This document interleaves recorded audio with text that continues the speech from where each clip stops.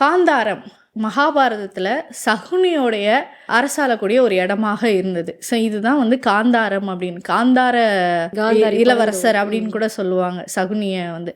So அந்த இடம் வந்து இப்போ எங்க இருக்கு அப்படின்னு பார்த்தீங்கன்னா, பர்டிகுலரா ஆப்கானிஸ்தான்ல வந்து அதுக்கான இடம் இருக்கு. அந்த அரண்மனை மாதிரியான பில்டிங்ஸும் அங்க இருக்கிறதா வந்து சொல்றாங்க.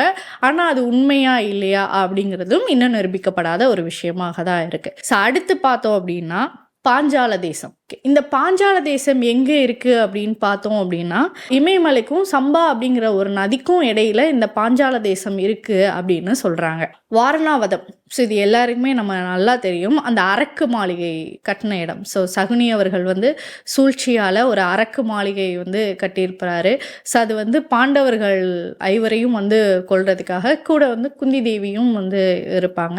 ஸோ இவங்க எல்லாரையுமே வந்து இந்த இடத்துல வச்சு அழிச்சிடலாம் அப்படின்னு சொல்லிட்டு ஒரு அரக்கு மாளிகை வந்து கட்டுனாங்க. ஸோ அதுதான் வந்து வாரணாவதம். ஸோ வாரணாவதம் அப்படிங்கிற ஒரு இடம் வந்து நம்ம எல்லாருக்குமே தெரியும், அரக்கு மாளிகை கட்டின இடம்.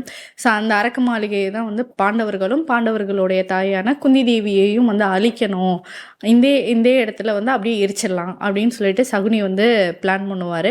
கடைசியில் அது வந்து தெரிஞ்சிடும். ஸோ இந்த இடம் வந்து அரக்கு, வெயில் பட்டதுனால அது உருக ஆரம்பிக்கும், இது வந்து அரக்கில் செய்யப்பட்டது அப்படின்னு.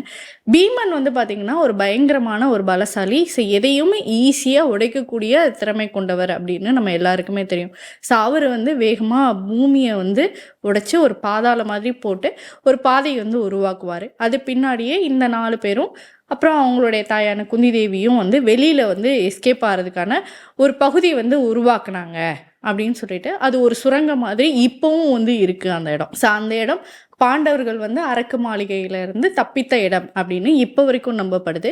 இது எங்கே இருக்குது அப்படின்னு பார்த்தீங்கன்னா, உத்தரப்பிரதேசத்தில் பாக் அப்படிங்கிற ஒரு இடத்துல வந்து இருக்கிறதா இன்னும் வரைக்கும் அந்த மக்கள் வந்து நம்பிட்டு இருக்காங்க. ஸோ அடுத்ததாக வந்து உத்தரகாண்டில் இருக்கிற கசிப்பூர் அப்படின்னு இருக்கிற ஒரு ஏரியாவில் வந்து பார்த்தீங்கன்னா துரோணாச்சாரியார் இருக்கிறார் இல்லையா. ஸோ அவர் தான் வந்து பாண்டவர்களுக்கும் கௌரவர்களுக்கும் சண்டை பயிற்சிகள், போர் பயிற்சிகள் எல்லாம் கொடுத்த ஒரு முக்கியமான இடம். அந்த இடத்துல ஒரு குளமும் வந்து இருக்குது. அது வந்து துரோணாச்சாரியாரோட குளம் அப்படின்னும் இப்போ வரைக்குமே அதுக்கான அதே பேரில் வந்து அந்த குளம் வந்து இருந்துட்டு இருக்கு.